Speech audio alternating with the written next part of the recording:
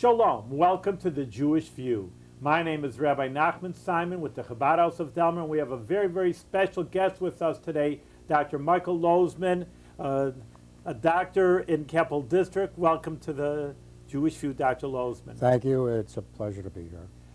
Actually, we're not going to talk about medical things. I know you're a doctor. This is not going to be the Jewish medical story here. Actually, it's very interesting. You have a side interest, and that is restoring cemeteries in Eastern Europe. And it's not part of the medical practice. How did you get into that project? Well, it is an unusual project for sure, and one that has given me great joy. My father is from a village in Belarus called Sapotskin. Interestingly enough, Sapotskin used to be part of Poland and is now in Belarus, and my mother is from Mogilev, which used to be part of the Ukraine and now in Belarus. So as things stand, both my mother and father are from Belarus. And I have always wanted to go back and visit their villages. And I decided that we would do this. In 2001, I took a trip with my first cousin to visit my father's village. And it was very exciting, and for anyone that has not attempted to go back and revisit their roots, I highly recommend it. It's a very moving and emotional experience, and one with great reward. When did your parents move to America? Emigrate here? My parents came here in about 1920, but both pretty close to each other, lived in Brooklyn, and actually spent their entire lives in Brooklyn. I'm one of three boys. My father was a carpenter. My mother stayed at home. They lived the American dream. They wanted their boys to become doctors, and through hard work and diligence and their direction and their support, they had three doctors, and they were very proud and had a good life. But in 2001, finally, I decided to make the trip, and I did do that with my first cousin. And we made contact with a husband and wife team in Belarus through an organization called Jewish Gen, and they arranged for drivers and translators, and they accompanied us. And it was about, maybe a 3-hour drive from the capital, Minsk, to Sapotskin. And we were shown around by the history teacher in the school. Typical of most of the villages, there's one school building that houses all the various grades, and they were very accepting and very accommodating and more than happy to show us around, and they did that. And as an aside, they said, well, would you like to see the Jewish cemetery? And although I know it was in our plans, it wasn't in the front of our plans. It was more exciting for me to be on the same street that my father grew up on. It looked like, I mean, how old was it? Sometimes even in America you see streets that are like 1600s, or you go down modern streets to... Pretty much there's a lot of history there. After the Germans invaded in 1941, 1942, unfortunately Belarus was almost totally devastated. But when they rebuilt the homes, they rebuilt them in the style that was there before the war. So there are a lot of pre-existing homes after the war that give you a glimpse of what life was like, what the shtetls were like in those days. There were no Jews in the village. The synagogue, we have some pictures of it, was a wooden synagogue, and that was burned.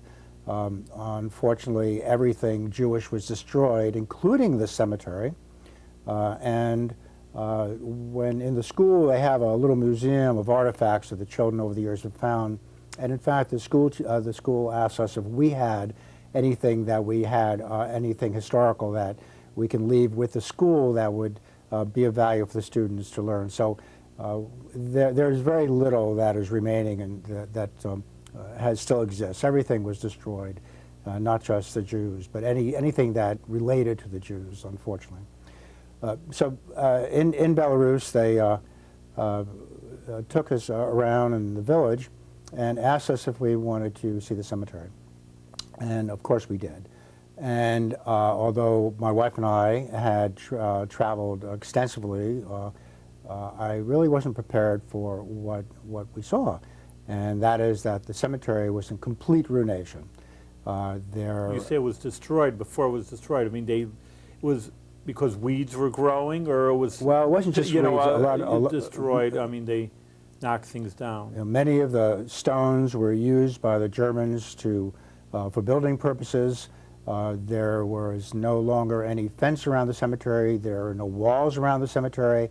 It was completely overgrown, and there are only a handful of standing gravestones in a cemetery that was large enough for about 3,000 to 4,000 graves, and just a handful of stones standing. And there were cows and horses grazing on the field, on the cemetery, and a lot of garbage around.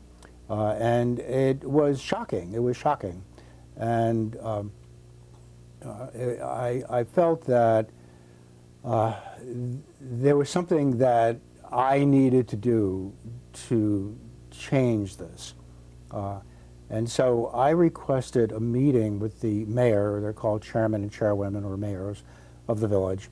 And we were told to come back the following day, and they would arrange that. And I did. I met with the mayor and said, I would like to come back to the village to see if I can't bring the cemetery somewhat back to the level of respect that it deserves. At the very least, I want to put an entranceway up with a Star of David so that it is Jewish, because there's nothing there. There's nothing that anybody would know is Jewish, and no one would even know there's a cemetery there.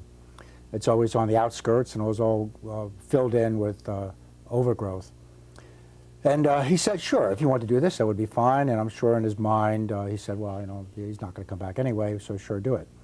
The thing is that when I got back home, I went to Home Depot and bought a weed whacker, and went to a foundry and had some aluminum Star of Davids made, and I returned 2 weeks later. Really? And, yes, From Russia back here? I was determined. I was determined. That's pretty good. Thank goodness I'm an orthodontist. I'm in practice with my daughter. She's also an orthodontist, and I was able to leave because she was there. And I returned 2 weeks later, and with my guide and my translator, my driver, and knocked on his door, and he was shocked that I was there, and he was so shocked that he provided me with some workmen, and he was very impressed that I had returned. And prior to coming back to Sapotskin, I spent a few days in Minsk, and we had a very large entranceway constructed out of a pipe. If you can imagine, it was about 15 feet across and maybe 9 feet high, with a huge Star of David on it. And we had it in sections, and we put it in the back of a van. And he assigned me 6 maintenance men, and I now had a crew. And we proceeded to dig the holes. We constructed, dug the holes, mixed cement, put it in, and we now had an entranceway to a cemetery that prior to this looked like only a field. And I stayed there for another 3 days and took my weed whacker and cleaned things up, looked for gravestones. And so how do you do a weed whacker right on the plane? I mean, what did you do? I was surprised. It was not a problem taking off. It was I made every attempt to make sure that it was an unopened box. Right. And I put on, it was carried on like luggage. That was not a problem. The problem was when I got to Belarus, customs wouldn't know what the heck this thing is. Kind of weapon or something. It was rather humorous. But in any case, it served the purpose. And the purpose, however, was, it was such a large cemetery, the purpose was not to cut down all the overbrush. That would have been impossible. But as we started to clean the area, what was quite amazing is that the cemetery itself became alive. And that is that once we got rid of a portion of the overgrowth, and with my weed whacker cleaned out, you could actually see the mounds start to appear. And then it was obvious where the graves were. There were very few stones. In fact, where we were at that section of the cemetery, I don't think there were 25 standing stones. So it was absolutely fascinating to see how it changed. The more work I did, the more it began to look like a cemetery. And so we spent some time. I hired some local people along with the maintenance people, and we uprighted a number of stones. And when I left, I was quite proud that I had accomplished my task. And in fact, anybody coming could see now that it was a cemetery. We were only able to upright maybe another 25 stones, so that was it. But the obvious thing at that point was that that was not enough. And I told the mayor that I wanted to return the next year, next summer, and put a fence around the cemetery.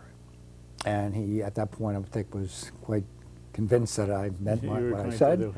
And then I left and came back to the United States, went on with my life.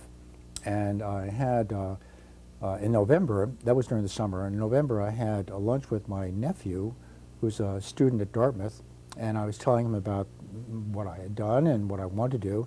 And it was my nephew who suggested that I might want to speak to the Hillel and the dean at Dartmouth, and that this would be a great project for students. And I said, you know, you're right, it would be. And I did that. I followed up on that, set up a meeting, and had a number of discussions, and we talked about it. And it would be a magnificent educational experience for students. And in the meantime, we could do more work on the cemetery. And so it required another visit back to Belarus in April for the head of Hillel to come to oversee, to make sure that everything was as I described, and that there were safety issues to be determined. So he and I came back again in April, and I showed him what I wanted to do. We visited a foundry, and I designed the fence.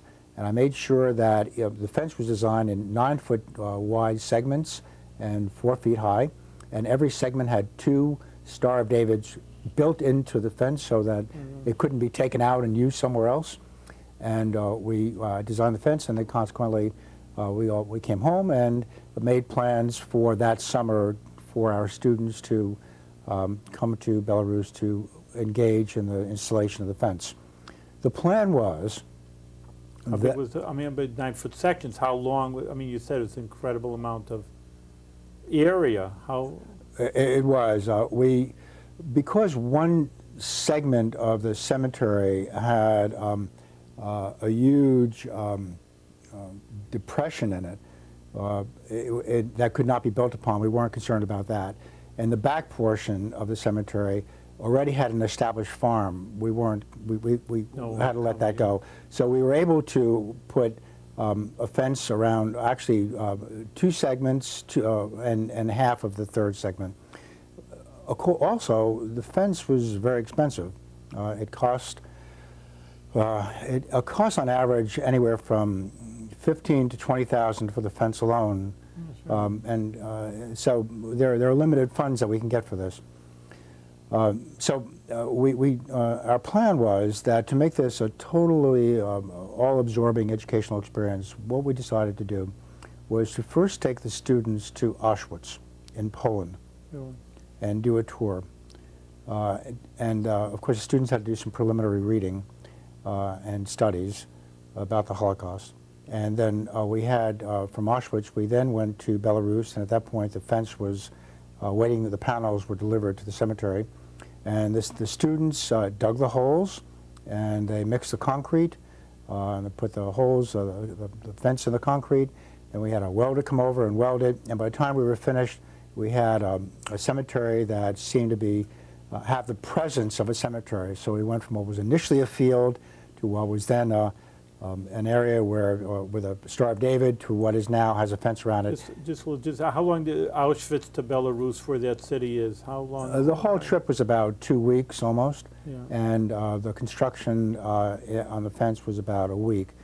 But as we moved along, by train. How did you get from around? We flew to Minsk, and then we had this husband-wife team that were our agents now from Jewish Gen arranged to have transportation van take us to where we needed to go. And we overnighted in a hotel in Grodno, which was about 20 miles away.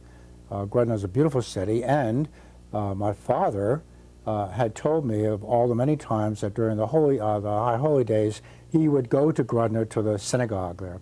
So when I had an opportunity to visit the synagogue, which I did on that trip, although it was closed, it is now being rebuilt, You can see how magnificent it was. It was taken over and used by local students for artwork, for art sculpturing. There was plaster all over the floor, and then it was just left and abandoned. But now it's being restored, and it's really quite beautiful. Grudden is a beautiful city. And one of the requirements that we had, and the reason I'm telling you this is because I've repeated this now 8 times. I've done 8 cemeteries, and it was so successful that in each following trip with other schools and in each following cemetery, we really followed the same pattern. And that is that not only did we take the students to Auschwitz, but we also wanted them to get engaged culturally with the village.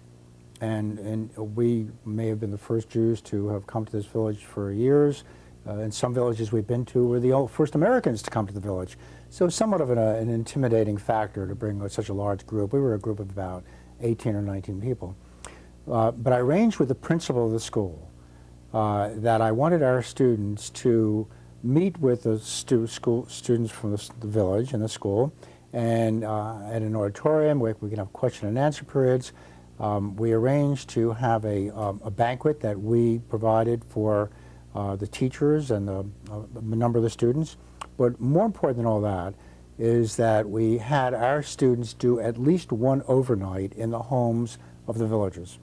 Okay? Mm-hmm. And that was a wonderful experience for them. It took them out of their comfortable living quarters back here in the United States and put them in homes, some of which did not have outdoor plumbing. But the wonderful thing about Belarus is that it's a very clean country. You can walk the streets. Anywhere you go, you see almost no litter there. The homes are clean, and it's a very safe country. We've never felt threatened in any way. So the students did their homestays, and the other thing I've learned, and Sopockin was my first cemetery, so I really learned quite a bit from it. The other thing I've learned is that if we get our students engaged in athletic activity, and where you get them into volleyball or soccer with the students of the school, that breaks the ice. It's the most amazing experience to see that when we get there, we have 2 groups of people. We have the Americans and we have the Belarusians, and get them involved in a game where, you know, and in our situation, the men and women students were all played. Oftentimes it was just against the male students in Belarus. But once the game is over, everyone is friends, are laughing, they're talking, all the barriers have come down.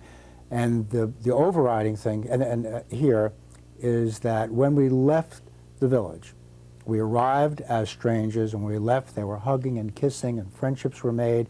There are bonds of friendships that were still established to this day. It's the most amazing experience to see how, on a people-to-people basis, such warm and truly affectionate relationships can develop from starting out and coming there and working in their village and contributing something to their village, even though we're foreigners with our own agenda. It's a wonderful experience. And our students benefited immeasurably. They all had to do reports when they came back, and if you read the reports, they all talk about life-changing experiences, something they've never imagined could happen to them. It was fortunate that we were there at the same time that their school was having a graduation. And so they invited us to come to their graduation ceremony.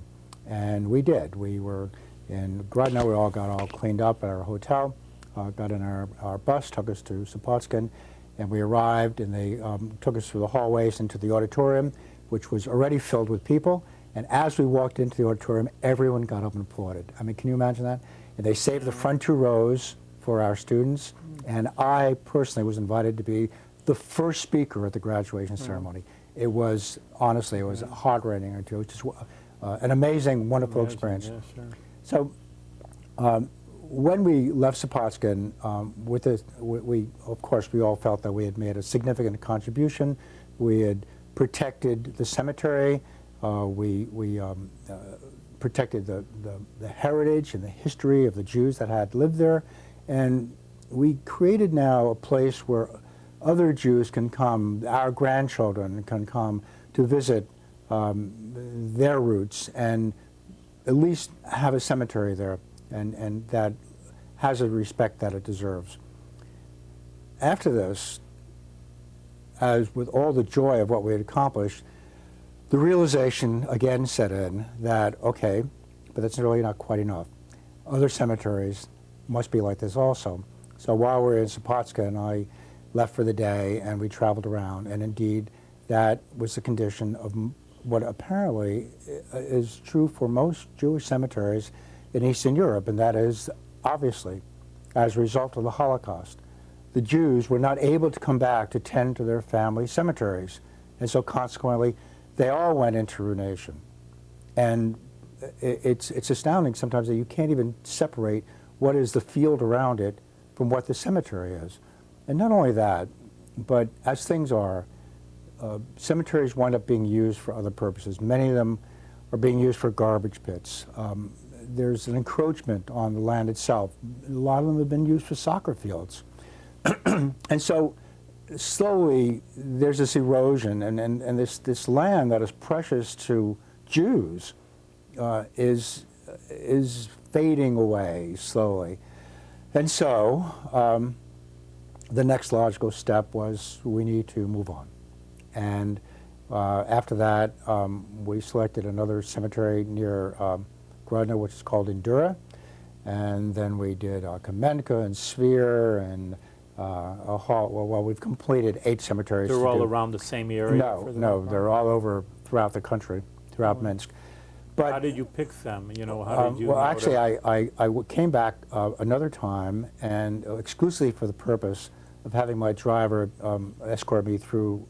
We put 1,000 miles on the car, and we visited maybe 25 villages and earmarked those cemeteries which were most in need of the kind of thing that we can do. And by that, I mean that we selected cemeteries that actually had no fence at all, no markers, nothing. Some had the remnants of a stone wall. 1 or 2 had a stone wall that completely went around the perimeter.